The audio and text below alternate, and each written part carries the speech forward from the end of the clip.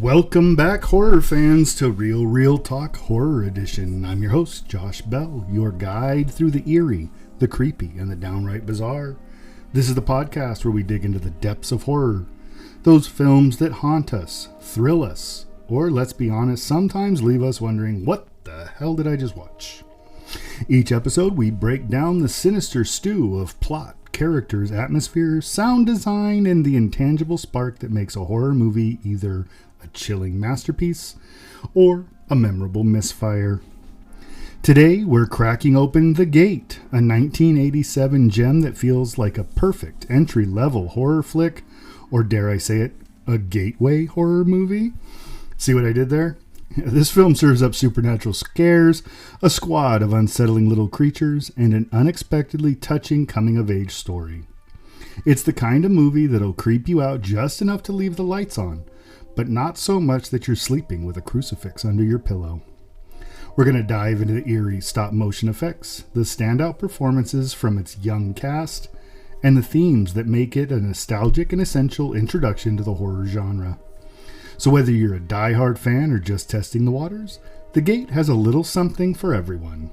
So let's open this portal to the unknown and step inside, shall we?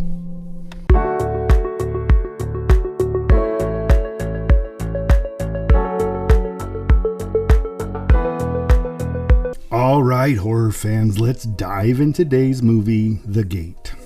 This 1987 horror flick is like a time capsule of 80s charm and a great example of a film that's perfect for younger audiences or anyone just dipping their toes into the horror genre. Here's the setup. The Gate centers around two best friends, Glenn and Terry, who accidentally stumble upon, what else? A literal gateway to a demonic dimension in Glenn's suburban backyard. Glenn, played by a pint-sized Stephen Dorff, in his first major role is your quintessential preteen, navigating family drama, a vivid imagination, and a lot of unsupervised time. On the flip side, we have Terry, his quirky, metalhead best friend, brought to life by Tripp. Terry's love of all things dark and spooky inadvertently fuels their misadventure, with his knowledge of occult-themed heavy metal lyrics turning out to be surprisingly useful.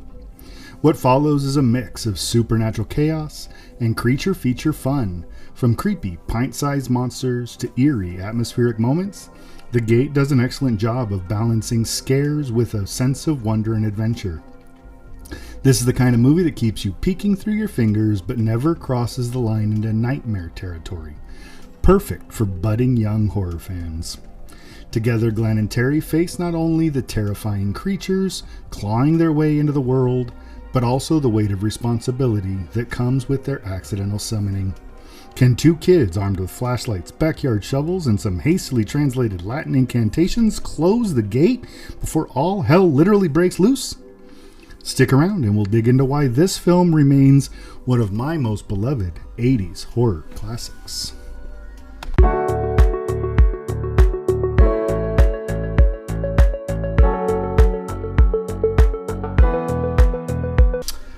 So, let's start with the plot.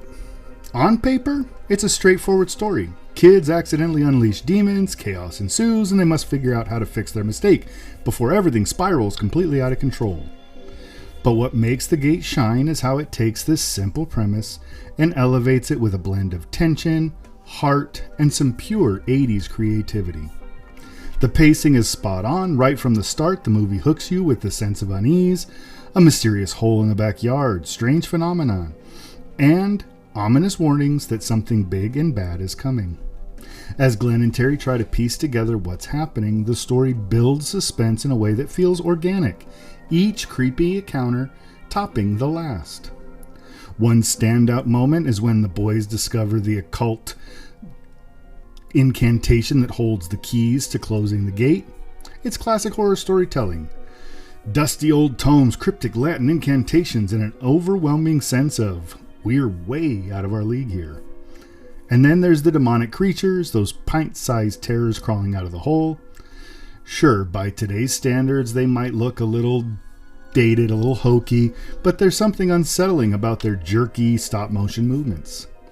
It's the kind of hokey charm that makes 80s horror so unforgettable. What sets The Gate apart, though, is its tone. The story walks a tightrope between innocence and terror.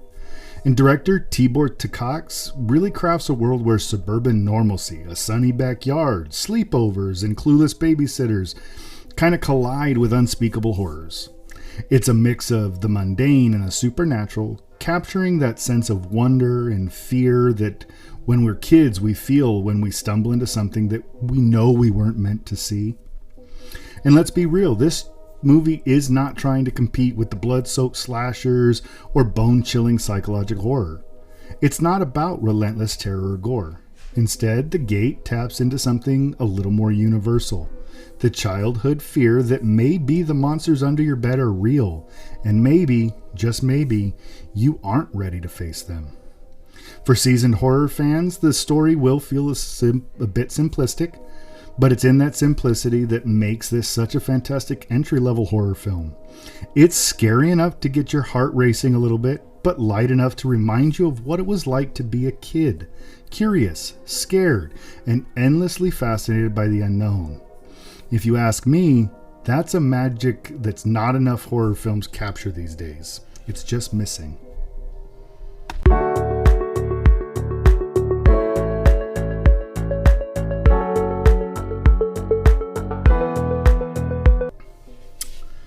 So let's get into these characters and performances, because honestly, for a movie often labeled as kids horror, the cast brings more to the table than you might expect.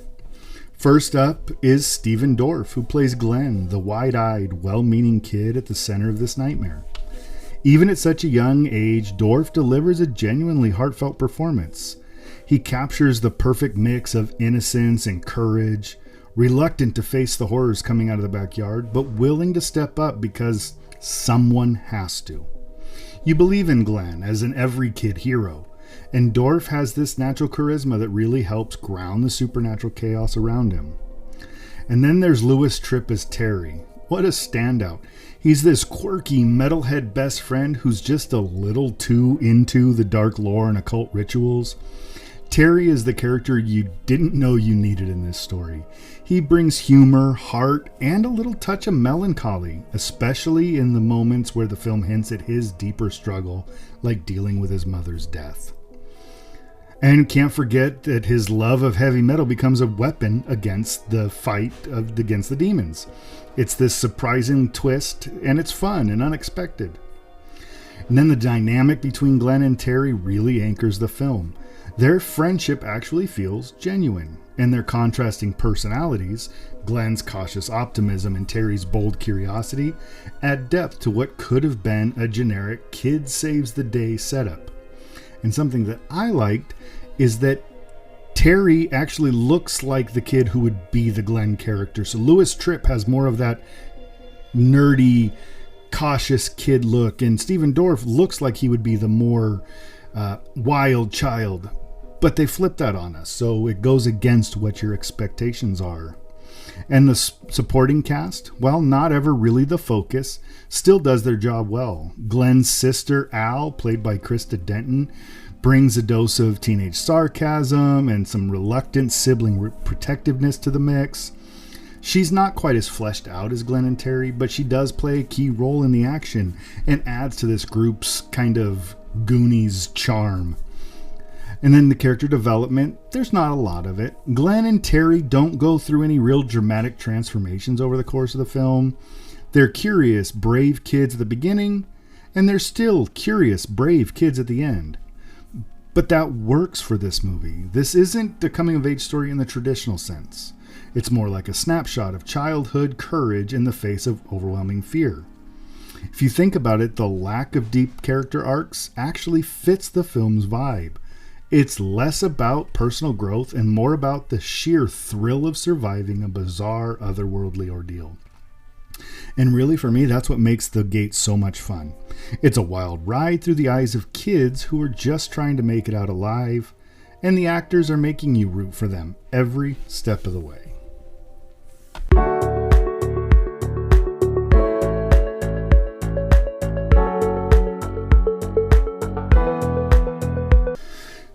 Let's peel back the layers of The Gate and dive into the themes and symbolism that elevate this from being just another 80s creature feature to something altogether different. So beneath the demonic shenanigans, there's some surprisingly thoughtful storytelling about childhood, grief, and the blurry boundaries between imagination and reality. At the core, The Gate is a story about childhood curiosity and the unintended consequences of pushing boundaries. Glenn and Terry, like so many kids, are drawn to the mysterious and the forbidden. The idea that there's something magical or even dangerous hidden just below the surface of everyday life. The backyard, an ordinary and safe space, becomes the gateway to a world they don't understand and can't control. It's the ultimate be careful what you wish for scenario.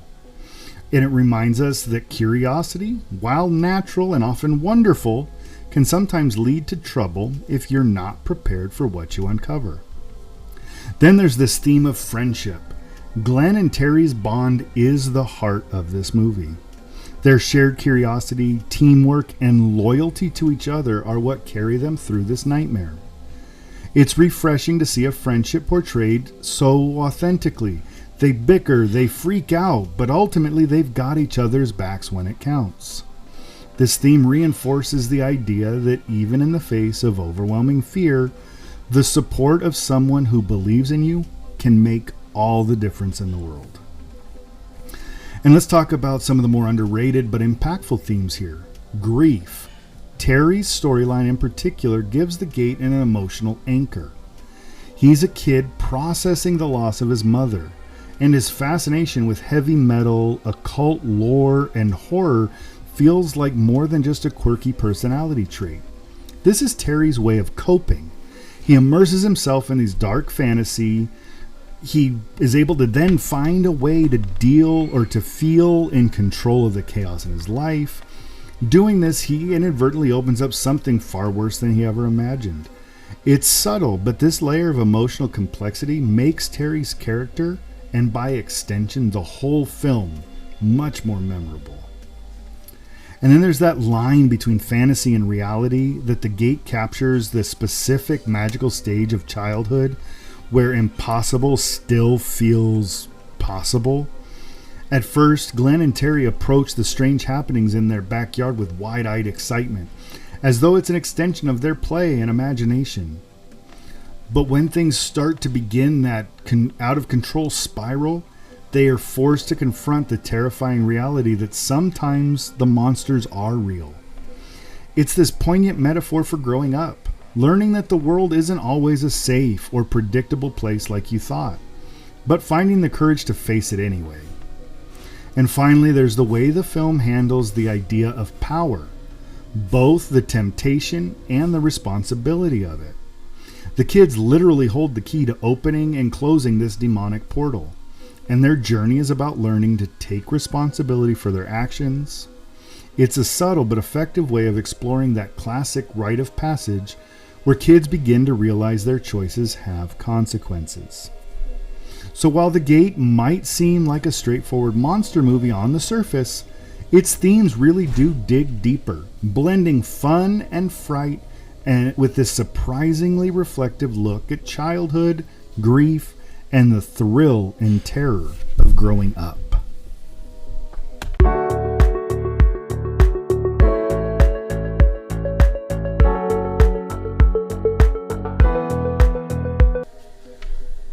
We got to talk about the visuals because this film absolutely leans into the charm of 80s horror effects in the best way possible. If you're a fan of practical effects, this movie is a treat. It's a masterclass in stretching a modest budget to deliver something creative, memorable, and even a little unsettling. The practical effects and stop motion animation are the heart of The Gate's visual process. Those little demons are a blend of forced perspective shots, puppetry, and stop motion, and they work to feel very incredibly tactile. Sure, by today's standards, like we said, they may seem a little hokey, but there's something about their physical presence that CGI often struggles to replicate. You can tell the filmmakers poured a lot of love into making these creepy little creatures and making them believable, even within the constraints of available technology at the time. The set designs also deserve major credit. They take a typical suburban backyard and transform it into something ominous and otherworldly. There's a great contrast here between the safety of home and the creeping terror just beneath the surface. Literally, in this case. Familiar spaces like Glenn's living room or his treehouse become battlegrounds for good versus evil, amplifying the horror by grounding it in a setting that feels so relatable. And then there's the standout moments, those unforgettable scenes that stick with you. One of my favorites has to be when the demonic creatures burst through the floorboards. The way the wood cracks and splinters as these tiny but slightly terrifying monsters emerge is actually visceral. It's like you're right there. It's a perfect mix of those practical effects and clever editing, creating a moment that feels chaotic and genuinely a little frightening. And let's not forget the big guy, the towering demon that appears in Glenn's bedroom. This scene is, for a kid, pure nightmare fuel. The demon's grotesque design, combined with its sheer size, creates a sense of overwhelming dread. And what makes it even scarier is how it contrasts with Glenn's vulnerability as a kid. You can feel his terror, and the visuals do a fantastic job of amplifying that. The director, Tibor Takacs, and his team were clearly having fun experimenting with what they could achieve visually, and it shows in the film's inventive approach to the horror. The effects aren't there to shock or gross you out. They're used to enhance the story, building tension, and making the supernatural elements feel all more real. And we have to talk about the lighting and the color palette too. The Gate has that signature 80s glow, with eerie greens and blues dominating the darker scenes. It is a subtle but very effective way to create atmosphere and to signal to the audience that something unnatural is happening. The use of shadows is another highlight, often hiding the creatures just enough to let your imagination fill in the blanks, which, as we all know, is sometimes much scarier than what we actually see. In the end, the visuals of The Gate are a perfect example of how creativity and resourcefulness can trump a big budget. The film leans into its limitations and comes out stronger for it, delivering imagery that's not only iconic, but also deeply effective at pulling you into its world of suburban nightmares and otherworldly horrors.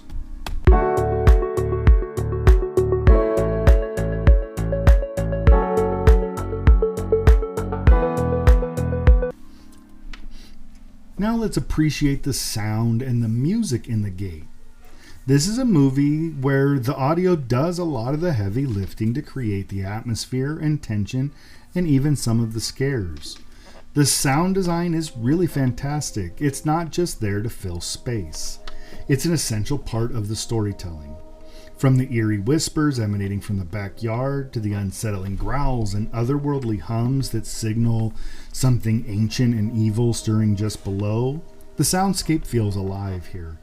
And you can almost hear the malevolence in the air, and it gets under your skin in that good way.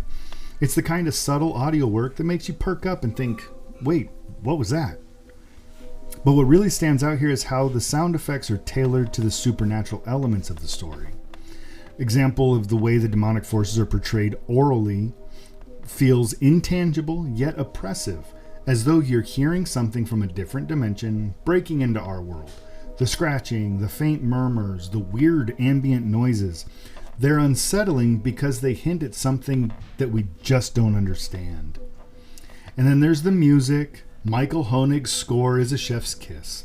It's haunting, it's atmospheric, and perfectly balanced to match the film's tone, which somehow manages to be dark and whimsical all at once. The music shifts between eerie and playful, reflecting the perspective of kids encountering something terrifying, but still grounded in their innocent, adventurous worldview. One of my favorite aspects of the Gate soundtrack is how Terry's heavy metal obsession becomes a key plot device. It's brilliant and so fitting for the story. This is the 80s after all, in the midst of satanic panic. The metal music he's so into, complete with demonic imagery and apocalyptic lyrics, actually serves as both a warning and then a weapon against the very forces he helps unleash. There's something satisfying about these kids using the exaggerated theatricality of metal music, often associated with horror, as a literal tool to fight evil. It's like the movie saying, hey, sometimes the thing you think is scary is what can actually save you. And you can't overlook how this plays into the film's humor as well. There's a playful wink to the audience in how the heavy metal record provides crucial instructions for closing the gate. It's like the filmmakers are saying, remember, kids, always read the lyrics because they might just save your life. And let's be real, the music and sound effects do a lot of the emotional heavy lifting, especially in scenes where the visuals, as charming as they are, might not hold up as strongly for a modern audience. The sound here is what keeps the tension alive and ensures the film's scares land, even if you've seen it a dozen times. In the end, the sound and music of The Gate aren't just background elements. They are integral to this movie's identity. Whether it's the eerie ambient noise, Honig's spine-chilling score, or the clever integration of Terry's heavy metal collection here, these audio elements really come together to make this suburban nightmare sort of come to life. It's the perfect example of how sound elevates a film, turning what might have been a lesser creature feature into something, for me, that's really unforgettable.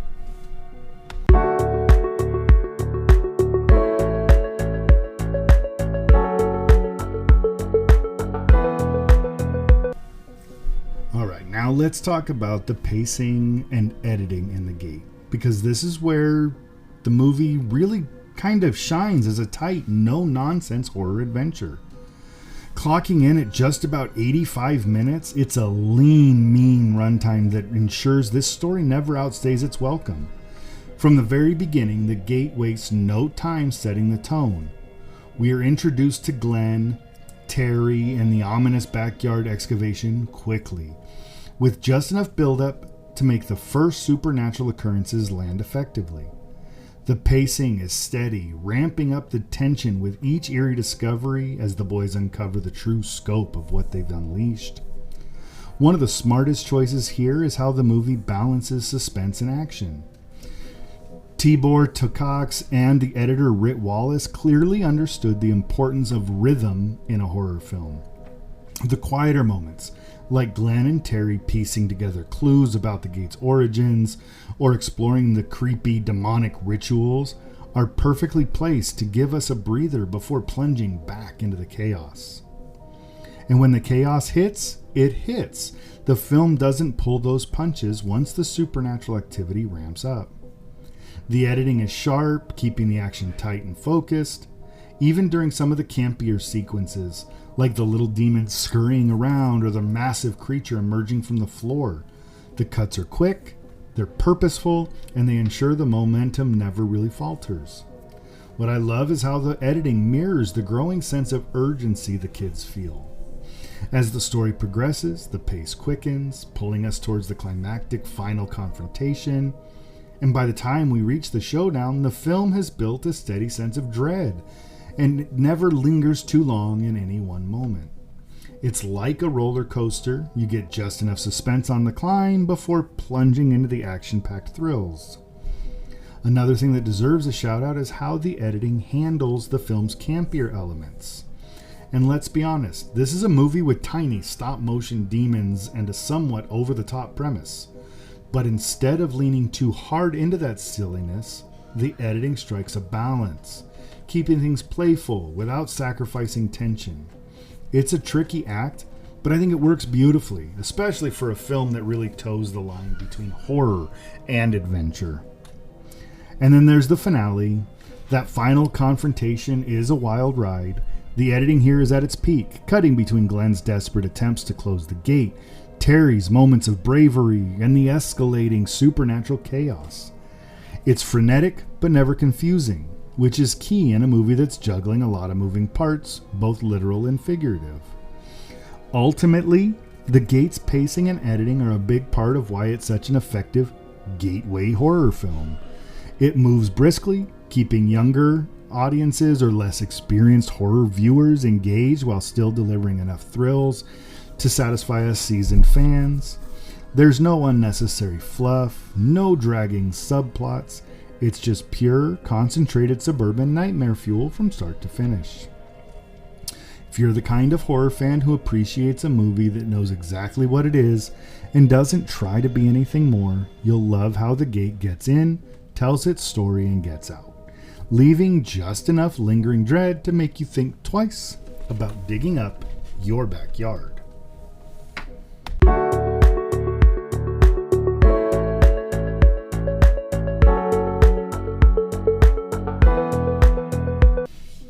Alright, let's get into the nitty-gritty, or in this case, the not-so-gory details of The Gate's scare factor. If you're expecting nightmare-inducing terror, this might not be the film for you, but that's not a bad thing. This is a gateway horror movie in the truest sense of the term, designed to introduce younger audiences or horror newcomers to the genre without sending them running for the hills. Let's start with the scares. While The Gate is not terrifying by any standards, it has its fair share of unsettling moments. It leans heavily into atmosphere and suspense rather than outright shock or gore. That feeling of the familiar, your backyard, your home, being invaded by something otherworldly is what makes it so effective. It taps into those childhood fears of what might be lurking in the dark, under your bed, or in this case, the hole you dug up with your best friend. Take the sequences with the little demonic creatures, for example. Are they terrifying? No, of course not. But there is something undeniably creepy about that jerky stop-motion movement and the way they swarm. It's the uncanny valley effect. They're just human enough to be unsettling, but alien enough to feel like a genuine threat. Then there's the big demon. It's the showstopper, not in a hideaway behind the couch kind of thing, but in a wow, that's kind of unsettling way. Its sheer size and grotesque design make it memorable, even if it doesn't send shivers down your spine. For younger audiences, though, that scene in Glenn's room where it bursts through the floor is probably nightmare fuel. The lack of gore, though, is another defining feature here for The Gate, and honestly, it works in the film's favor.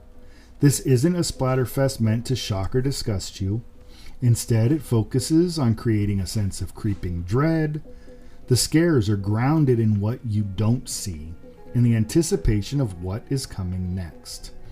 It's that classic 80s horror vibe where practical effects and clever camera work do all the heavy lifting.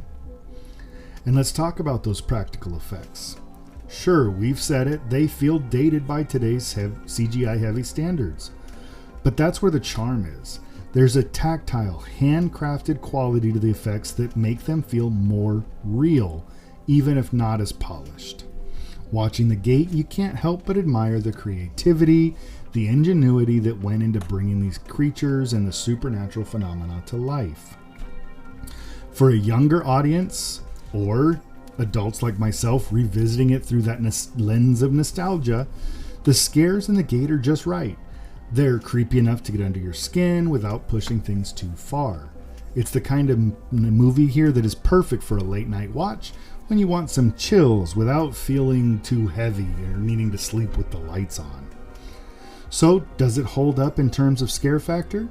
For what it's trying to be, absolutely. The Gate is not aiming to be the most terrifying movie you've ever seen. Instead, it's carving out a space where horror can be fun, adventurous, and just scary enough to keep you on edge. And sometimes, for me, that's exactly what I want. A reminder that horror does not always have to be about blood and guts to make an impact. Don't get me wrong, I like Terrifier, but sometimes I want The Gate. Bottom line, if you're looking for a film to introduce someone to the genre, or you just want to relive the kind of scares that thrilled you as a child, The Gate delivers. It's spooky, it's atmospheric, and it's got just enough bite to make you think twice about digging any mysterious holes in your backyard.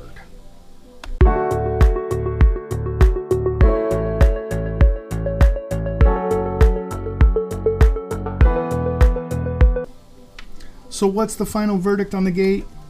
For me, it's a solid 6 out of 10. This is not a towering achievement in horror. It's undeniably fun, and it earns its place as a nostalgic gem in the genre, but it stands out, and it's endlessly rewatchable. And what makes it stand out is that unique ability to blend genuine creepiness with a sense of childlike wonder. It's a rare film that doesn't lean on excessive gore or relentless jump scares to get under your skin. Instead, it taps into something much more universal, the fears and curiosities of childhood. Whether it's the terror of the unknown, the allure of breaking the rules, or the bravery it takes to face a nightmare head-on, The Gate captures it all with a subtle charm. Sure, it has its flaws. The effects are dated. The plot doesn't rewrite the rulebook for horror. But what it does is offer an accessible entry point for newcomers and a nostalgic trip for those of us who grew up with these kinds of films. It's like a spooky campfire story brought to life. Just the right amount of scary with plenty of heart to balance it out. For younger viewers or anyone easing into the horror genre, The Gate is a perfect pick. It's creepy enough, but light enough that it won't have you double checking every shadow in your room before bed. And for those of us who grew up in the 80s or who are just fans of that era, it's a great way to revisit a time when horror didn't take itself seriously, but still delivered plenty of thrills. So it's never going to be a genre classic. The Gate is always going to be fun, eerie, and ultimately endearing movie that is well worth your time, especially if you're in the mood for a little retro horror magic. So what did you think of The Gate? Did it spark some childhood memories, or was this your first time experiencing it? I'd love to hear your thoughts about the film, your favorite moments, your creepiest scenes, or anything else that stood out to you. Hit us up as always on Instagram or Threads @RealRealTalk, and let's keep this conversation going. And hey, if you enjoyed this episode, don't forget, subscribe, rate, leave a review. Your feedback means the world and helps more horror fans like you discover the show. Plus, it lets me know that you're enjoying so we can keep bringing the fright. Next time, we're going to crank up the terror to an 11 with a film that's anything but subtle. Blood Feast, a true cult classic that practically invented the whole gore genre. Directed by the infamous Herschel Gordon Lewis, this one's not for the faint of heart. We'll be diving deep into a blood-soaked world that's more about shocking the senses than creeping up on you. If you love outrageous, over-the-top horror, this episode is going to be wild. Trust me, you're not going to want to miss it. Until then, though, stay creepy, keep watching, and remember, the best scares are always real.